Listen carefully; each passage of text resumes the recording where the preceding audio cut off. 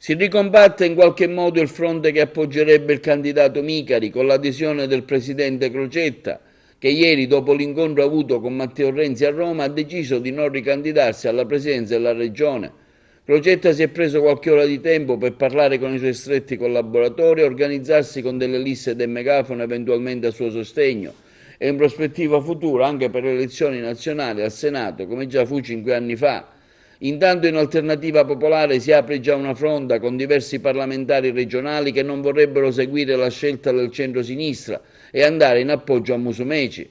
Nel frattempo arriva anche la proposta del socialista Oddo di ufficializzare la candidatura di Micari, magari creando un tandem Micari-Lavia che può costituire il giusto mix tra rinnovamento ed esperienza, va messo in campo al più presto, conclude Oddo. A sinistra del PD il fronte che va da Sinistra Italiana, Articolo 1, Verdi, Rifondazione Comunista danno lo sta bene alla candidatura di Claudio Fava alla presidenza della regione. Navarra così cede il passo a Fava come candidato unico della sinistra. Giovedì 7 settembre la presentazione ufficiale a Capo d'Orlando alla presenza di Massimo D'Alema, mentre l'Assemblea Generale del 10 sancirà l'atto di nascita di una sfida politica che non si esaurirà col voto del 5 novembre, secondo quanto affermato da Navarra e Fava.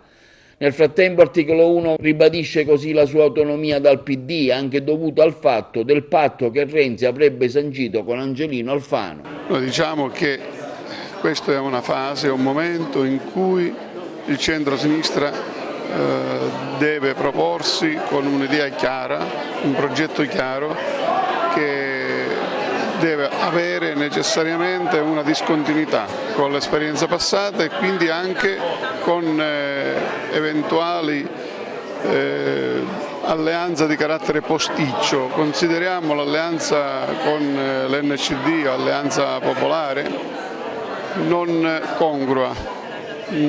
Pertanto abbiamo ritenuto che in mancanza di un ripensamento da parte delle forze che l'hanno composta noi andiamo da soli. Però siete stati 5 anni insieme, siete attualmente al governo, Alfano ha dato la possibilità a Renzi e al PD di andare avanti, di formare il governo dopo Bersani, ricordiamo l'appoggio a Letta. Sono due cose diverse, molto diverse. A livello nazionale si è proposto un governo che avesse un carattere costituente, bisognava riformare la Costituzione e gestisse una fase difficile dell'economia del Paese e della finanza.